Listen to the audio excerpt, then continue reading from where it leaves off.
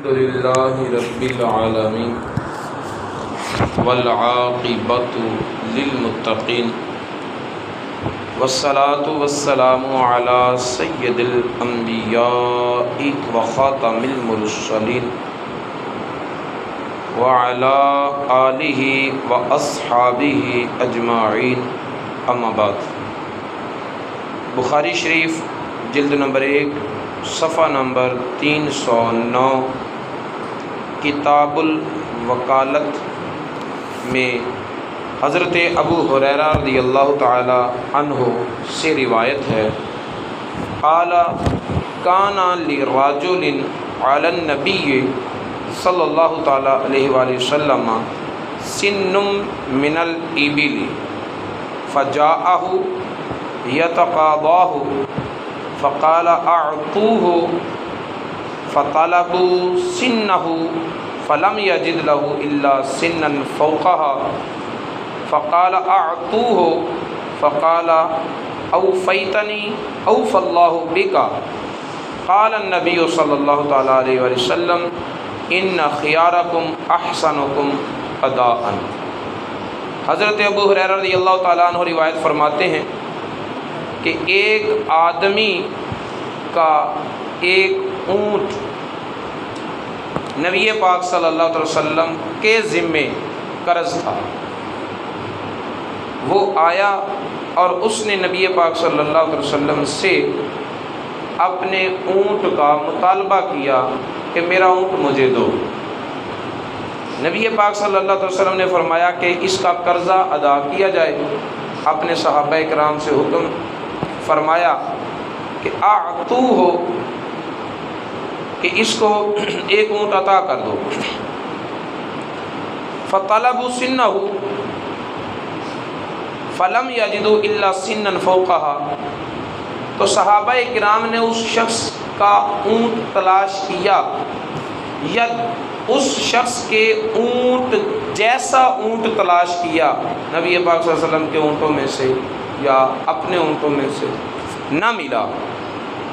ایسا اونٹ ملا جو اس کے اونٹ سے زیادہ بہتر تھا، عمر میں بڑا تھا، صحت میں زیادہ تھا، اپنی صلاحیت اور نشو و نما کے اعتبار سے بہتر تھا۔ جیسا اونٹ اس شخص کا بنتا تھا نبی پاک صلی اللہ علیہ وسلم کے ذمے، اس سے بہتر اونٹ تھا، تو رسول اللہ صلی اللہ علیہ وسلم نے فرمایا اعطوہ، اسے یہی دے دو، جتنا اس کا بنتا ہے وہ زیادہ لے جائے۔ جب اس شخص کو اس کا قرضہ ادا ہو گیا تو وہ کہنے لگا اوفیتنی، تو نے میرا حق مجھے پورا دیا ہے، اوف اللہ بک، اللہ بھی تجھے پورا ہی بدلہ عطا فرمائے۔ دعا دی۔ رسول اللہ صلی اللہ علیہ وسلم نے ارشاد فرمایا ان خیارکم احسنکم قضاء، تم میں سے بہترین شخص وہ ہے جو قرضہ ادا کرنے کے اعتبار سے بہتر ہو، جس کا دینا ہے جلدی دو، اسے ذلیل کر کے نہ دو۔ فرمایا تم میں سے بہتر وہ بندہ ہے جو قرضے کی ادائیگی کے اعتبار سے بہتر ہو۔ امام بخاری علیہ رحمہ نے اس حدیث کو کتاب الوکالت میں ذکر کیا ہے اور استدلال کیا ہے، مسئلہ یہ اخذ کیا اس سے کہ باب وکالت الشاہد والغائب جائزۃ، باب اس مسئلے کے بیان میں کہ جو بندہ تمہارے پاس موقع پہ موجود ہو، حاضر ہو، اسے وکیل بنانا بھی جائز ہے، اور جو موقع پر حاضر نہ ہو، غائب ہو، آپ اسے بھی اپنی طرف سے وکیل بنا سکتے ہیں،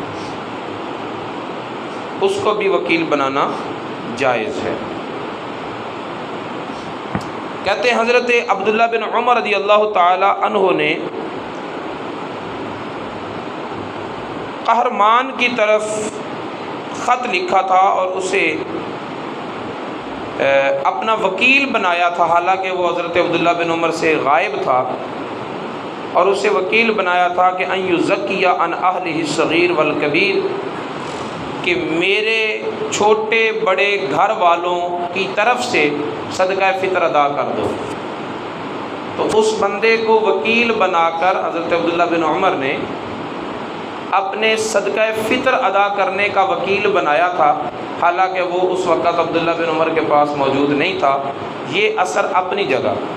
جس حدیث سے امام بخاری نے استدلال کیا ہے اس حدیث میں غائب کو وکیل بنانے کا ذکر نہیں ہے۔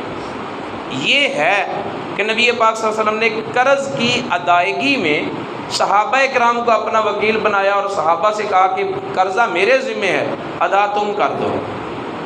تو اپنی طرف سے اونٹ کی ادائیگی میں صحابہ کرام کو وکیل بنایا، یہ تو ظاہراً معلوم ہو رہا ہے، لیکن امام بخاری نے اس پر یہ استدلال کیا ہے کہ غائب کو بھی اپنا وکیل بنانا جائز ہے۔ وہ اس حدیث سے مسئلہ کیسے اخذ ہوتا ہے؟ وہ اس طرح کہ جب نبی پاک صلی اللہ علیہ وسلم نے یہ جمع کا صیغہ بولا اپنے صحابہ کے لیے کہ اعطوہ، اس کو اس کا قرض دے دو، تو اس میں سارے صحابہ مراد تھے۔ جو رسول اللہ کے پاس حاضر ہیں وہ بھی مراد تھے، جو رسول اللہ کے پاس حاضر نہیں ہیں وہ بھی مراد تھے۔ جمیع صحابہ میں سے کوئی بھی اونٹ دے دیتا تو نبی پاک کے حکم کی تعمیل ہو جانی تھی۔ چونکہ اس ارشاد میں سارے صحابہ مخاطب ہیں، اس لیے اس حدیث میں یہ پہلو اور یہ وجہ استدلال کی موجود ہے کہ غائب کو اپنا وکیل بنانا جائز ہے۔ لیکن اس کے لیے ضروری تھا کہ امام بخاری قرینہ ذکر کرتے کہ وہ کون سا قرینہ ہے یہاں جو تمام صحابہ کرام کے مخاطب ہونے پر دلیل بن رہا ہے۔ یہ بہرحال ایک سوال ہے جو امام بخاری علیہ رحمہ نے جس کی وضاحت نہیں کی۔ اس حدیث مبارکہ سے امام بخاری نے جو استدلال کیا وہ یہ ہے، اس کے ساتھ ایک اور حدیث ہے وہ بھی اس کے ہم معنی ہے، وہ بھی حضرت ابو ہریرہ رضی اللہ تعالیٰ عنہ سے ہی مروی ہے کہ ان رجلا اتى النبی صلی اللہ علیہ وسلم یتقاضاہ فاغلظ، ایک شخص نبی پاک صلی اللہ علیہ وسلم کی بارگاہ میں حاضر ہوا اور اپنے قرض کا مطالبہ کیا اور بڑے برے طریقے سے کیا۔ نبی پاک صلی اللہ علیہ وسلم کے ساتھ بدتمیزی سے پیش آیا، سختی کے ساتھ مطالبہ کیا۔ فہم بہ اصحابہ، صحابہ کرام نے ارادہ کیا کہ اسے پکڑ کر ماریں۔ فقال رسول اللہ صلی اللہ علیہ وسلم دعوہ، لیکن رسول اللہ نے فرمایا اسے کچھ نہ کرو۔ اس نے رسول اللہ سے بدتمیزی کی، رسول اللہ صلی اللہ علیہ وسلم اپنے صحابہ کرام کے درمیان موجود ہیں۔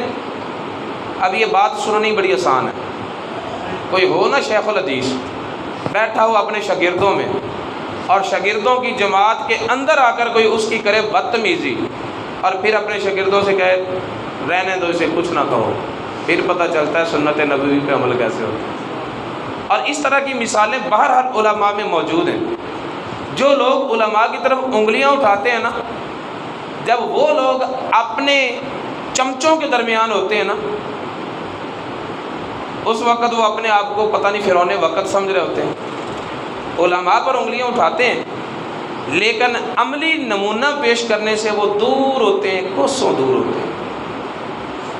کوئی پیر صاحب بیٹھا ہو اپنے مریدوں میں اور آ کر کوئی اس کی کرے بدتمیزی اور پھر وہ سنت نبوی پر عمل کرتے ہوئے کہے نہ نہ اسے کچھ نہ کہو، کوئی بات نہیں، خیر ہے، بڑا مشکل ہے، بہت مشکل ہے۔ آپ اپنے آپ پہ غور و فکر کرنا کہ اگر ایسا کبھی آپ کے سامنے ہو جائے کہ آپ اپنے کوئی چاہنے والوں کے درمیان موجود ہیں اور کوئی تیسرا بندہ آ کر آپ کی بدتمیزی کرتا ہے تو پھر آپ کی کیفیت کیا ہوگی؟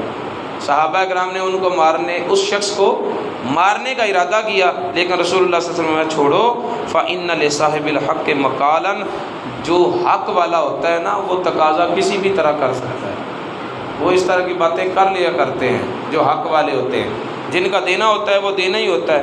ثم قال اعطوه، پھر نبی پاک صلی اللہ علیہ وسلم نے فرمایا کہ اسے دے دو سنا مثل سنہ، جس طرح کا اونٹ میں اس کا تھا نا میں نے لیا اس سے، اس طرح کا اونٹ تم مجھ سے دے دو۔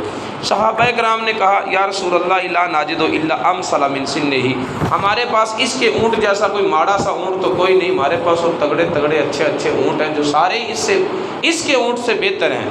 تو رسول اللہ صلی اللہ علیہ وسلم نے ارشاد فرمایا اعطوہ، دے دو اسے۔ اب یہاں پر لفظ ہے امثل من سنہ، اس کے اونٹ سے زیادہ بہتر ہے، تھوڑا سا بہتر نہیں، زیادہ بہتر ہے۔ تو فرمایا پھر بھی دے دو، اس کو دے دو۔ فَإِنَّ خَيْرَكُمْ أَحْسَنُكُمْ قَضَاءً، تم میں سے بہترین شخص وہ ہے جو قرضے کی ادائیگی کے اعتبار سے افضل ہو۔ امام بخاری نے اس حدیث سے بھی استدلال کیا ہے، اور استدلال کرتے ہوئے کون سا مسئلہ اخذ کیا؟ فرمایا باب الوکالۃ فی قضاء الدیون، قرض کی ادائیگی میں کسی کو وکیل بنانا یہ بھی جائز ہے۔ قرض کی ادائیگی میں کسی کو وکیل بنانا یہ بھی جائز ہے۔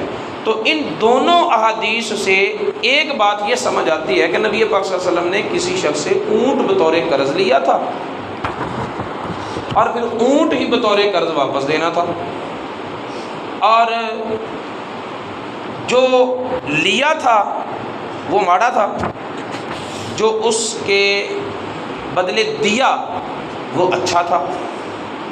جنس ایک ہے، ادائیگی برابر نہیں ہے۔ جبکہ اس سے پہلے کل والی حدیث میں گزرا ہے کہ نبی پاک صلی اللہ علیہ وسلم نے ایک شخص کو خیبر میں بھیجا خراج اور ٹیکس لینے کے لیے۔ اس شخص نے ساری عمدہ کھجوریں لا کر پیش کی تو فرمایا کہ سارے خیبر میں ایسی ہی کھجوریں ہوتی ہیں؟ عرض کی نہیں یا رسول اللہ۔ تو پھر یہ ساری عمدہ کھجوریں کیسے لے آئے؟ عرض کیا یا رسول اللہ، ہم ایک سا دے کر 2 سا دے کر 1 سا لے لیتے ہیں، 3 سا دے کر 2 سا لے لیتے ہیں، یعنی ردی کھجوریں زیادہ دے کر اچھی کھجوریں تھوڑی لے لیتے ہیں۔ تو نبی پاک صلی اللہ علیہ وسلم نے فرمایا تھا کہ ایسے نہ کرو، کیونکہ جنس ایک ہے، کمی بیشی جو کی جاتی ہے وہ سود بنتی ہے، جو کمی بیشی کی جاتی ہے وہ سود بنتی ہے۔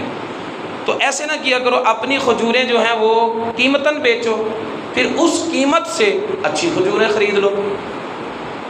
لیکن ادھر دیکھیں، ادھر کیا ہے؟ اونٹ لیا ہے، اونٹ ہی دیا ہے۔ یہاں بھی تو جنس ایک ہے اور زیادتی بھی ہے۔ امام بخاری نے ان دونوں حدیثوں سے استدلال بھی کیا، لیکن قربان جائیں امام اعظم ابو حنیفہ کی عظمت کا، وہ فرماتے ہیں کہ یہ دونوں حدیثیں قابل استدلال نہیں ہیں۔ ان حدیثوں سے کوئی بھی مسئلہ اخذ نہیں کیا جا سکتا۔ کیوں؟ فرمایا اس لیے کہ یہ واقعات اس وقت کے ہیں جب سود والی آیت نازل نہیں ہوئی تھی۔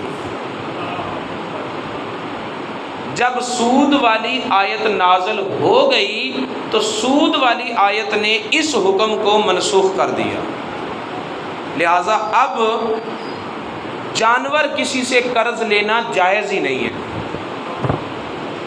کوئی جاندار جانور جو ہے، اونٹ ہو بکری ہو، ادھار لے لیں قیمتاً، پھر اس کی قیمت جو ہے وہ جب مرضی دے دیں۔ بطور قرض جانور لینا اور پھر بطور قرض جانور واپس کرنا یہ جائز ہی نہیں ہے۔ اس لیے جائز نہیں ہے کہ جس طرح کا جانور لیا ہے اس طرح کا جانور واپس نہیں کیا جا سکتا۔ کوئی نہ کوئی کمی بیشی ضرور ہوگی، اور وہ جو کمی بیشی ہوگی وہ سود بنے گی، اور سود اللہ نے حرام کر دیا ہے، سود اللہ نے حرام کر دیا ہے۔ اس لیے ان دونوں احادیث سے آپ نبی پاک صلی اللہ علیہ وسلم کے اخلاق کو ثابت کر سکتے ہیں، نبی پاک صلی اللہ علیہ وسلم کی حلم، بردباری، برداشت کو ثابت کر سکتے ہیں، لیکن مسئلہ فقہی نہیں اس سے استدلال کر سکتے، اس لیے کہ یہ احادیث جو ہیں یہ آیت ربا کے ساتھ منسوخ ہو چکی ہیں۔ اب اس مسئلے میں موقف دیکھیں امام اعظم ابو حنیفہ کا اور موقف دیکھیں امام بخاری کا، آپ ببانگ دہل اور روز روشن کی طرح یہ فیصلہ کریں گے کہ احادیث کو جمع کرنے کی جو خدمت کی ہے اس میں امام بخاری بے مثال ہیں، احادیث کو سمجھ کر اس سے جو مسائل اخذ کیے ہیں اس باب میں امام اعظم ابو حنیفہ بے مثال۔ حدیث کو جمع کرنے میں امام بخاری کا نام ہے، لیکن احادیث کو سمجھنا، ان سے مسائل کو اخذ کرنا، اس فہم و تفہیم میں جو مقام امام اعظم ابو حنیفہ کا ہے وہ کسی دوسرے کا نہیں ہے۔ اللہ رب العزت کی بارگاہ میں دعا ہے کہ وہ ہمیں نبی پاک صلی اللہ علیہ وسلم کی تعلیمات کو سیکھنے اور ان پر عمل پیرا ہونے کی توفیق عطا فرمائے۔ افضل الذکر